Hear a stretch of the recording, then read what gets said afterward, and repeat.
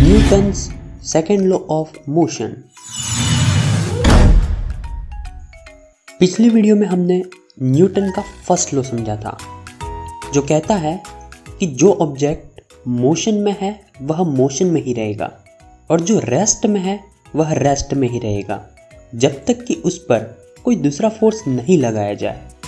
I hope आपने वो video देख लिया होगा।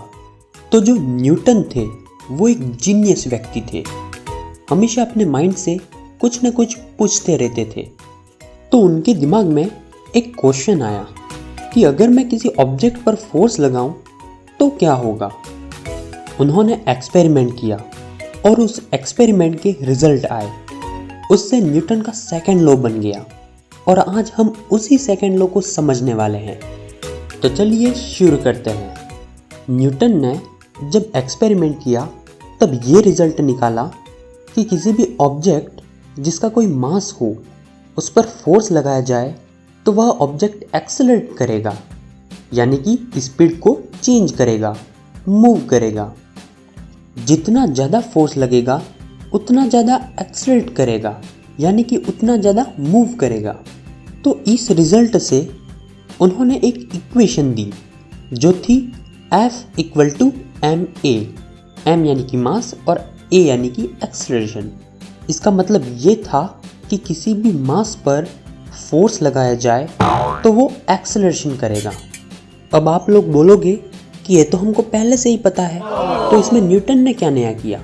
तो न्यूटन ने इसमें नया ये किया कि ये जो इक्वेशन थी वो हमारे यूनिवर्स में सभी चीज़ों के लिए अप्लाई करती थी और यूनिवर्स को समझने में हमारी हेल्प भी करती थी। इसलिए न्यूटन के लॉ को साइंस के बेसिक लॉज में माना जाता है। चलिए अब एक अलग नज़रिए से इस लॉ को समझते हैं। इस एग्जाम्पल को दो ऑब्जेक्ट के साथ कंपेयर करते हुए न्यूटन के लॉ को समझेंगे। ये दो ऑब्जेक्ट हैं, इन दोनों ऑब्जेक्ट का मास अलग अलग है। अब इन पर मैं सेम फोर्स लगाने वाला हूँ और चेक करूँगा कि कौन कितना एक्सेलरेट करेगा। तो ये किया इस ऑब्जेक्ट पर फोर्स अप्लाई, इसने एक्सेलरेट किया और यहाँ तक पहुँचा। अब इस ऑब्जेक्ट पर फोर्स लगाते हैं और ये एक्सेलरेट होकर यहाँ तक पहुँचा। आपने दोनों ऑब्जेक्ट में क्या नोटिस किया? शायद आपके दिमाग में भी वही आ रहा होगा जो मेरे दिमाग में आ रहा है कि जो हल्का ऑब्जेक्ट था वह ज़्यादा एक्सेलरेट हुआ और जो भारी था ज़्यादा मास वाला वो कम एक्सेलरेट हुआ। तो न्यूटन का लॉ भी यही कहता है कि सेम फोर्स लगाने पर जो हल्की चीज़ होती है वो ज़्यादा एक्सेलरेट करेगी और जो भारी चीज़ होती है वह कम। कुल मिलाकर न्यूटन ने यहाँ पर फोर्स को डिफाइन किया है कि फोर्स मास और एक्सेलरेशन पर डिपेंड करता है। आई थिंक अभी तक आपको कोई भी प्रॉब्लम नहीं आई होगी। अब हम लोग मोमेंटम को न्यूटन के सेकंड लॉ से रिलेट करेंगे। हमारी इक्वेशन है F = ma, F यानी कि फोर्स, m यानी कि मास और a यानी कि एक्सेलरेशन।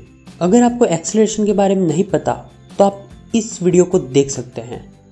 तो एक्सेलरेशन का फॉर्मूला होता है वेलोसिटी अपॉन टाइम, v/t।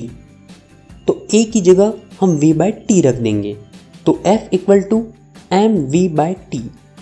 इस वीडियो से जस्ट पहले वाला वीडियो मैंने मोमेंटम पर बनाया था। तो जो m और v है वो मिलकर मोमेंटम बन जाता है, यानी कि p बन जाता है। तो mv की जगह हम p रख देते हैं। तो हमारी इक्वेशन बन जाएगी F = p/t। इसका मतलब ये होता है कि टाइम के साथ मोमेंटम चेंज होता है और वो फोर्स के इक्वल होता है। तो आई होप आपको ये पूरा ही कंसेप्ट समझ में आ गया होगा। अगर समझ में आ गया हो तो शेयर कर दें। Thank you, have a nice day.